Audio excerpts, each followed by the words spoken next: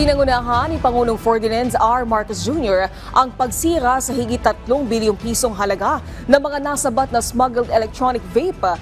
Ikinababahala naman ng Pangulo ang paggamit ng mga pakete ng vape na nakakaakit at nag-eengganyo sa kabataan. Si Clazel Pardilla ng PTV sa Balitang Pambansa. Of 3.26 billion pesos.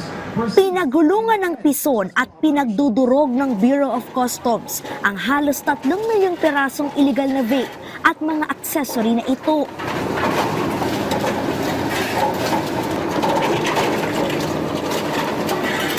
Mismong si Pangulong Ferdinand R. Marcos Jr. ang nanguna sa pagwasak ng mga smuggled electronic cigarette. Hindi lisensyado ang mga produkto, wala ring health warning at ginawang kaakit-akit sa mga bata ang pakete. Lalong-lalo na nakakabahala dahil kung titignan natin yung packaging talagang para sa bata. Kaya ang target market nila bata. Gusto nilang turuan ma-addict ang mga bata sa vape.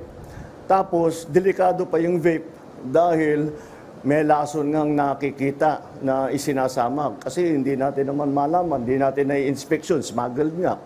Hindi natin ma-inspection, hindi natin alam kung saan galing. We do not know about the manufacturing process that they go through before they come here. So hindi natin malaman kung ito ba'y safe o hindi. Alinsunod sa Vaporized Nicotine and Non-Nicotine Products Regulation Law, ang mga ibinibentang vape sa merkado dapat may sertifikasyon, tax stamp o pruwebang nagbayad ng buwis. Warning na mapanganib. Higit sa lahat, walang flavor descriptor na naghihikayat sa mga kabataan at tangkilikin. Nagkakahalaga ng higit 3 bilyong piso ang mga sinirang vape.